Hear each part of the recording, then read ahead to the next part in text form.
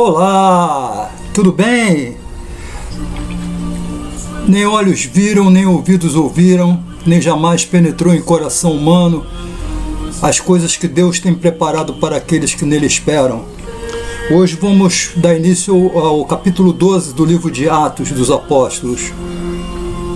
Diz assim o texto: Por aquele tempo, mandou o rei Herodes prender alguns da igreja para os maltratar, fazendo passar a fio de espada a Tiago, irmão de João. Vendo ser isso agradável aos judeus, prosseguiu prendendo também a Pedro, e eram os dias de pães asmos.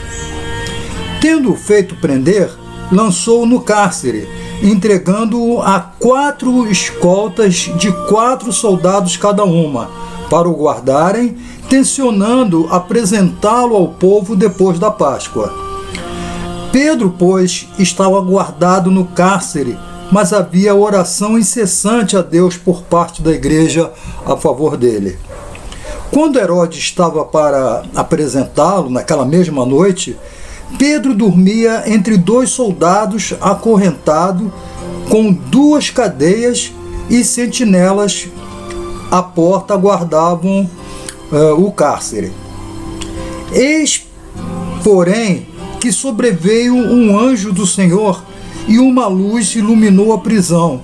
E tocando ele o lado de Pedro, o despertou, dizendo: Levanta-te depressa. Então as cadeias caíram-lhe das mãos. Disse-lhe o anjo: Cinge-te e calça as sandálias. Ele assim o fez. Disse-lhe mais: Põe a capa e segue-me.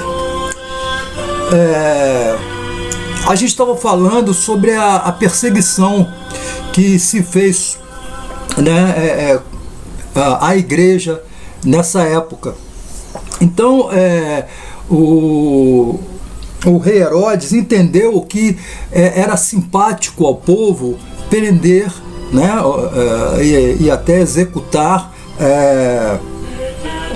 os seguidores de Cristo, né, por causa daqueles motivos, né, porque essa nova filosofia, essa nova religião se opunha à religião tradicional, que era a religião judaica. Então, pelos mesmos motivos que Jesus foi morto, pelos mesmos motivos que Estevão foi morto, muitos outros seriam mortos também, né? E o texto está dizendo isso, que Herodes, para ser simpático, né, para ganhar a popularidade do povo, começou a prender os cristãos. Ele disse que ele prendeu Pedro e colocou, conforme disse aqui, 4 escoltas de 4 soldados. Se eu bem aprendi direito na escola, são 16 homens para guardar um homem. E além disso tinha as correntes. Mas o texto nos fala outra coisa. Fala que a igreja não parava de orar por Pedro. E, consequentemente, na mesma noite onde Pedro seria entregue por Herodes, o texto diz que é o anjo do Senhor, tá? Então a gente já pode pressupor, né, ou supor quem é que seja esse anjo. Então esse anjo toca em Pedro, né? Pedro desperta. Antes disso há um clarão que ilumina toda a prisão, né? E o anjo diz a ele: ó, se veste, põe a capa e me segue. Amanhã a gente vai ver o que acontece quando Pedro é liberto da prisão e os fatos que se sucederam.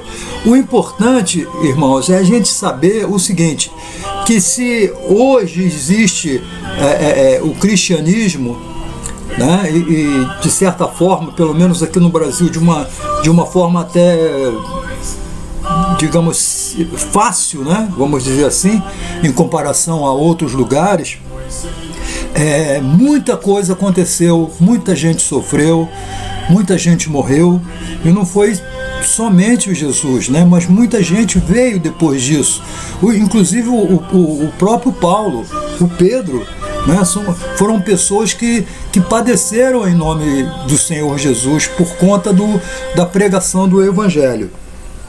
E a importância de nós lermos o livro de Atos é da gente saber da história da igreja e saber de como isso vem se desenvolvendo ao longo desses um pouco mais de 2000 anos.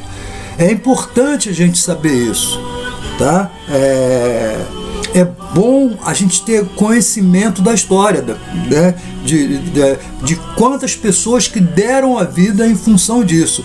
E se essas pessoas, inclusive o próprio Jesus, deram a vida por essa causa, é porque vale a pena. Vale a pena você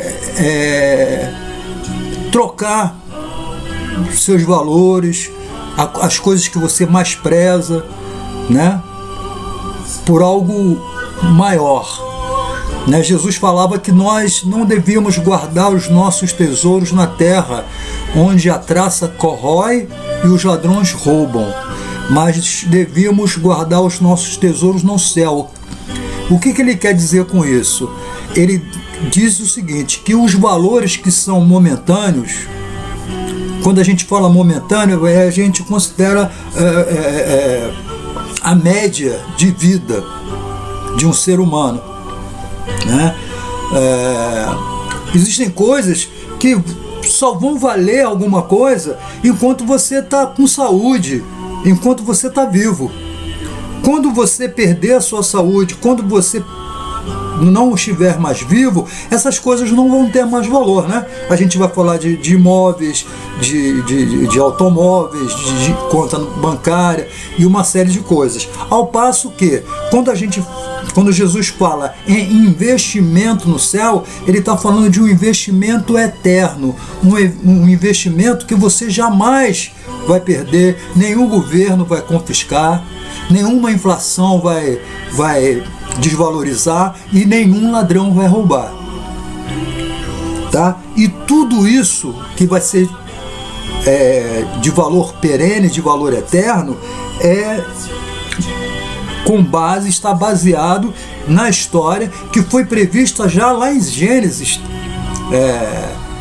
3:12, né? E veio se desenrolando por todo o Antigo Testamento até chegar ao livro de Atos e logo depois com as cartas do apóstolo Paulo. E é muito importante que a gente aprenda isso. Se você tem alguma pergunta, meu telefone é 999-645836. Meu nome é Orlando Brasil.